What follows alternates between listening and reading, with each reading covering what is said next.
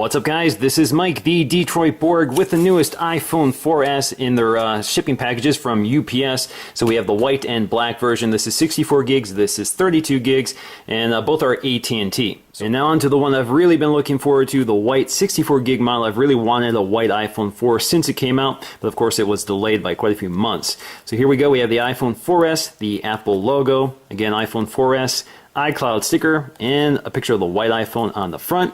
And on the back, 64 gigs, and we also have some of the information down here which says nothing about being part of AT&T. And on the back we have a description of what's inside this box, including the iPhone and its specs. All right, let's just get this plastic off.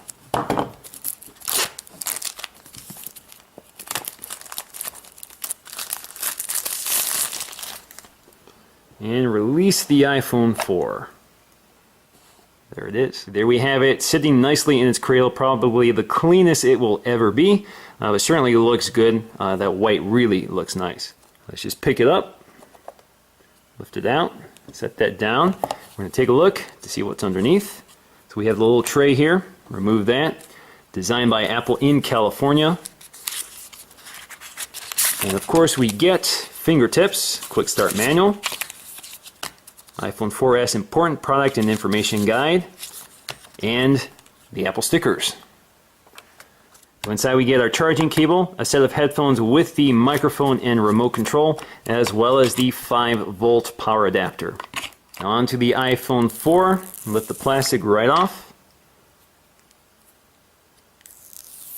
So there we go, we have iPhone, no indication whether it's a 4 or 4S, and no indication of its capacity. So here we can see the 8 megapixel camera with the built-in LED flash. This is capable of recording in 1080p. It's a backlit sensor just like the iPhone 4 before it, and it has 5 lenses in it to create a better image. So on the top we have our sleep-wake button, a noise cancellation microphone right next to the headphone jack, and you'll notice that the headphone jack has a white insert to match the white iPhone.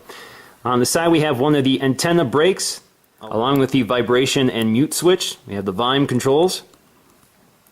On the bottom we have our speaker and microphone, along with the white 30-pin dock connector, so this matches the white iPhone. It's also worth pointing out that these screws are pentalobular, so you need a special tool in order to remove them. They're no longer the standard Phillips screws. So on the side we have another antenna brake, along with the SIM card tray, and another antenna brake on this side. Now noticeably absent from the packaging is a SIM card ejection tool, which a lot of US customers are now used to, but a lot of global customers will get them with our packaging. Now up front we have a FaceTime camera, which is still VGA resolution, but it's now capable of recording at 30 frames per second. Of course we have our earpiece and the proximity sensor. And of course we have our home button, which looks especially nice with this white color because it sort of floats in the glass. It's a very nice detail. That's what I love about the white iPhone 4, is that the glass sort of floats above this metal band. You can see the translucency, so it kind of looks jewel-like. I think it's really cool. And taking a look at the black one, it's the same story with the black iPhone on the front, and on the back we have 32 gigs. Peel the plastic off, drop the iPhone, and there you go. So we have a black iPhone in its tray. Let's just peel this off, and with that oleophobic coating, nothing really sticks to it, including the protective plastic. There you go. Alright, it's time to get it started, so let's just press and hold the sleep-wake button.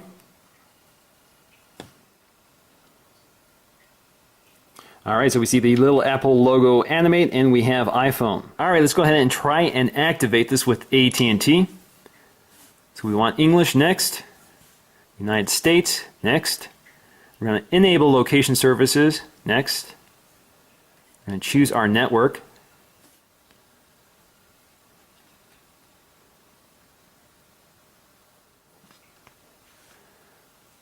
Okay, agree. I agree. So unfortunately, like many AT&T customers today, my phone could not be activated, so I've been put on a waiting list. So the activation is pending, and they'll email me to let me know when it's complete. So unfortunately, we're going to have to do this later. Now, if you take an iPhone 4 and compare it to the iPhone 4S, there are some design differences, at least if you had an AT&T or GSM iPhone 4.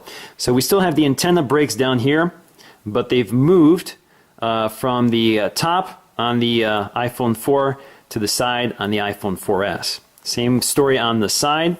We have another brake right above the mute switch, and we have the same break on the bottom. So this is just a antenna redesigned to optimize antenna reception. Another slight change here is the fact that the mute switch has moved down just a little bit to make room for the antenna break. This is familiar to any Verizon iPhone customer. But once again, comparing black to white, you can see again the white insert for the headphone jack and the black insert on the black iPhone.